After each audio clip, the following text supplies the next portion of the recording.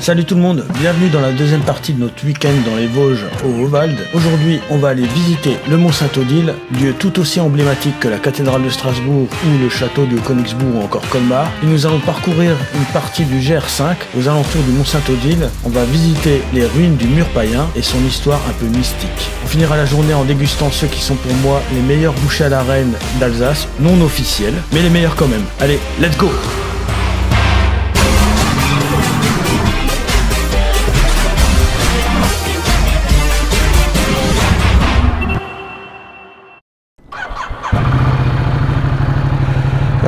Il y a tellement de pentes que c'est comme si j'étais en marche arrière, comme si j'avais une marche arrière. Voilà, alors on a bien déjeuné, hein. Je vais pas dire que c'était mauvais, c'est juste pas dingue, mais franchement ça passe, hein. Allez, direction le Mont Saint-Odile et on va se faire la petite marche du mur païen. Et au passage, si vous venez, vous pourrez vous faire cette petite route merveilleuse qui est vraiment ma route préférée de la région, dans ce sens. Là c'est une dinguerie. Mais là on va y aller tranquille, hein, avec les gouttes de pluie et tout. D'habitude ici ça frotte, hein, mais là mollo mollo, hein. Je sais même pas si les pneus sont chauds, j'ai pas testé.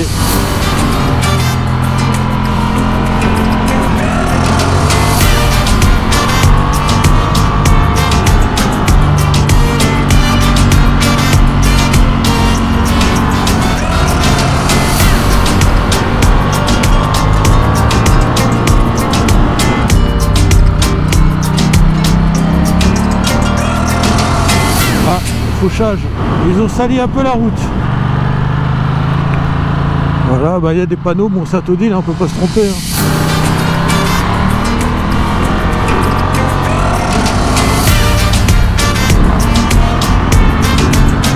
Surtout serre pas à droite, hein.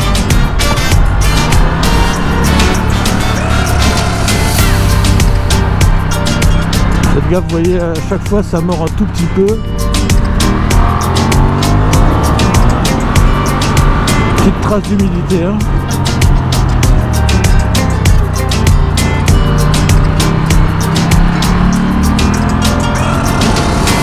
Petit carrefour et vous continuez tout droit pour Mont Saint-Odile, mais vous pouvez aussi vous garer là et aller faire Mont Saint-Odile à pied depuis ici avec la petite rando du GR5 du mur païen là. Franchement ça doit mettre je sais pas 3/4 d'heure à pied. J'ai jamais fait, enfin de là, à partir de là j'ai jamais fait. Bon, en général je me gare au Mont Saint-Odile et je fais l'aller-retour à pied. Mais bon, comme on traîne un petit peu, mais méfiez-vous des parkings là avec les camping-cars et tout. Quelqu'un qui sort derrière un camping-car il voit que dalle, il vous verra pas arriver pleine balle. Alors le parking, si vous êtes en voiture en bas vous trouverez forcément de la place ici. Après il faut monter un tout petit peu. Et si vous êtes en moto, franchement c'est sûr et certain que vous allez trouver de la place, c'est pas possible autrement quoi. Au pire vous pouvez monter et tenter ici en redescendant. Bon, le belge là.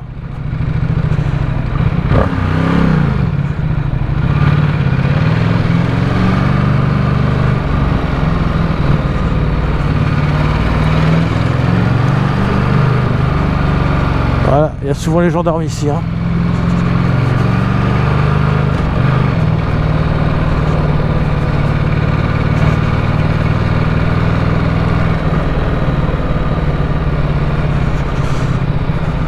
Pas beaucoup de motards, hein. Voilà, et donc à partir de là, rendez-vous avec ma femme et puis on fait la visite à pied. Allez, let's go.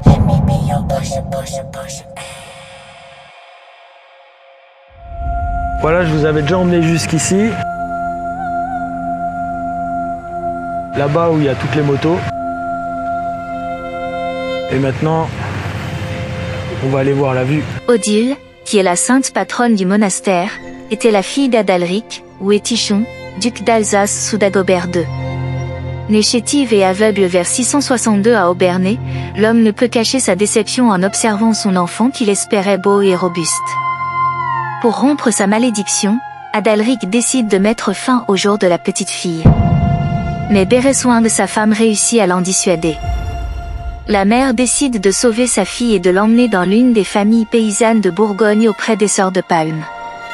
Quand la fillette grandit, elle est baptisée par l'évêque Erard de Ratisbonne à l'âge de 12 ans. Elle reçoit le nom d'Odile, qui signifie « fille de la lumière ». Selon la légende, elle s'est embellie lors de son baptême et a retrouvé la vue. Bon, par contre, c'est l'endroit à touristes de ouf.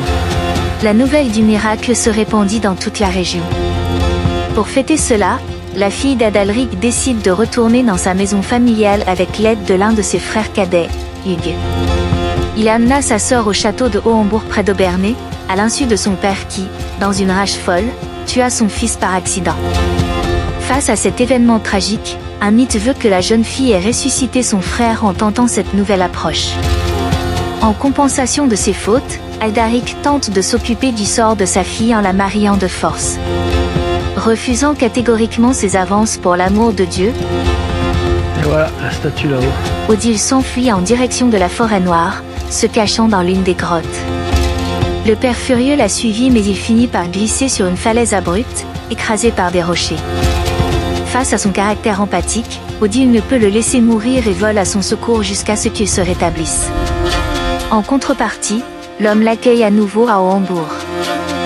Pressé par Saint-Léger, évêque d'Autun, il fait alors don du château de Hohenbourg à sa fille. Cette dernière y crée le premier monastère du Mont Saint-Odile. 7,80. Ouais. On va dire que c'est pour les bonnes œuvres. C'est clair. Dommage qu'il n'y ait pas de poubelle de tri. Et c'était des gobelets en plastique qu'on a refusé du coup. Ouais. Voilà. Du coup j'espère que c'est frais. C'est bien frais. C'est parfait.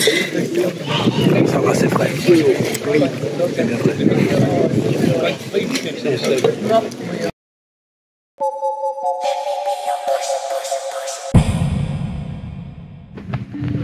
Du coup on descend pour la petite rando vers le mur païen. Grotte de Lourdes. Pour remonter après. Genre C'est l'IGR. Saint-Jacques. Ouais. Ouais d'accord, donc s'il y en a un qui espère y arriver, ça risque de lui prendre du temps. S'il y a une balade qui fera l'unanimité, c'est celle-ci. Elle réjouira les adeptes de spectaculaire, de vertigineux, d'histoire, de mystère, de sacré. Bref, ce lieu vibre comme une pile. Et ces vibrations ont attiré à toute l'époque, Celtes, Romains, Alamans, des milliers de visiteurs aujourd'hui.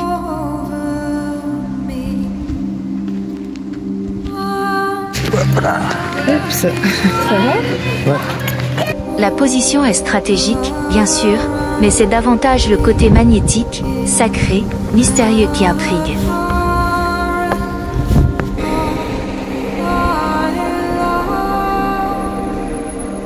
Et là il faut sauter. Pour aller de l'autre côté. Il faut redescendre. T'es sûr? Ah c'est jouable hein. C'est ça. Ok, on va descendre. Je sais pas par où il est le mur païen, je sais plus. Bah, les deux flèches vont dans le même sens. Hein. Parking, carrefour, bar, centre-ville. Moi je pense que c'est l'autre côté. T'as Hein. le panorama. Ouais, je pense que c'est l'autre côté. Intriguant le mur cyclopéen de 11 km, le couvent et la source que Saint-Odile y a fait jaillir de nulle part, ces vestiges trouvés un peu partout. Vertigineux les rochers qui tombent à pic de 600 mètres et les panoramas sur la plaine d'Alsace. C'est sec. Ouais. Allez, on ne dit pas tout, on laisse au lieu sa part de mystère.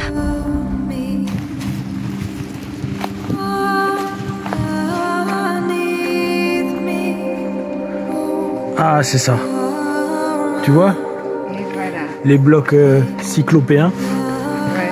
Qu'est-ce qu'ils ont à voir avec le cyclope? Évidemment, ça n'a rien à voir avec le cyclope d'Ulysse. Un mur cyclopéen est un mode de construction primitif constitué de très grosses pierres équarries ou non, agencées ou simplement entassées de manière à former un mur défensif ou tout autre édifice.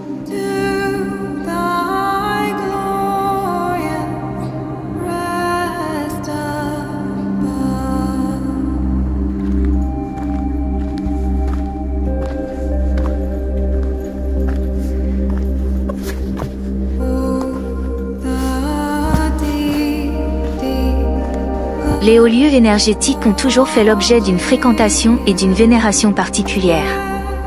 Ils ont souvent servi de lieu de culte par les mystiques pour se rapprocher du divin. Parfois, ces bonnes vibrations ont été utilisées pour soigner ou préparer des potions. Bon, je vous rassure, je n'ai rien senti vibrer, j'ai pourtant bien cherché partout. Je n'ai rien trouvé d'autre que des mégots et du plastique, malheureusement.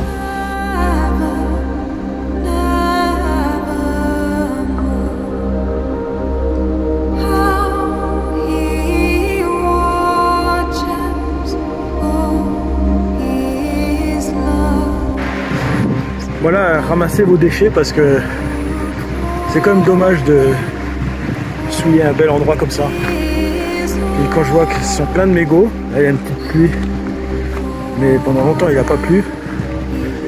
Et des incendies maintenant, il y en a l'été, il y en a même dans les Vosges. Donc c'est facile pour quelqu'un qui vapote, qui dit aux fumeurs ouais jetez pas vos mégots. Mais pendant longtemps je fumais.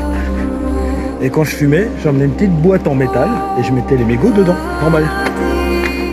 Jamais je l'ai laissé dans la nature comme ça.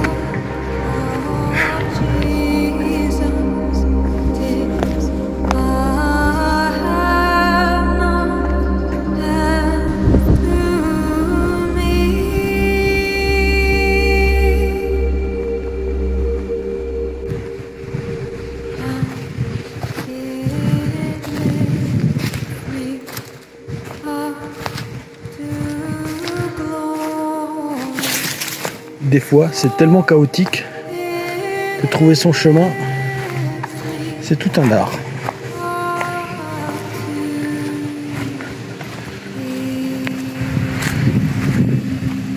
Je déconne, j'ai fait exprès compliqué.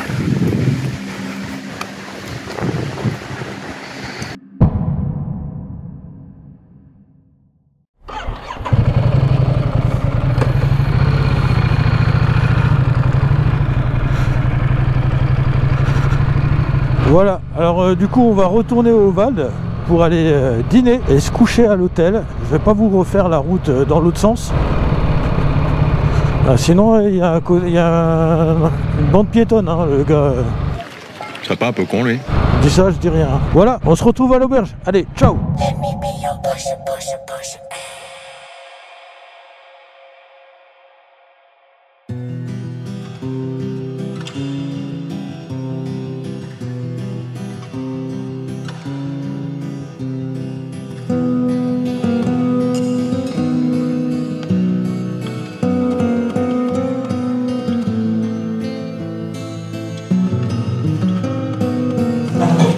C'est un petit cœur en beurre. Tout dans le détail. Ouais, c'est mignon. Bon, un petit logo du 4, ça aurait été sympa aussi.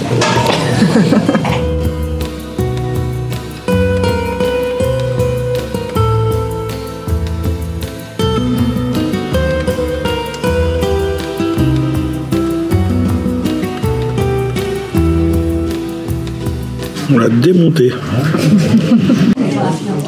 Ça va, c'est pas petit. Puis c'est servi avec les pâtes. Et encore de la sauce. La Carola verte alsacienne, bouteille en verre. Enseigné.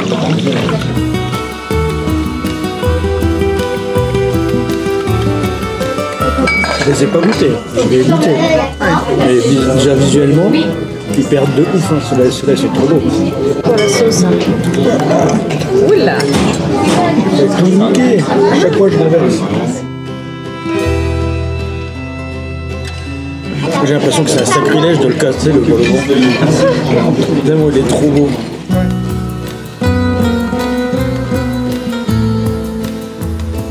Petite pause hein, avant le dessert. Obligé.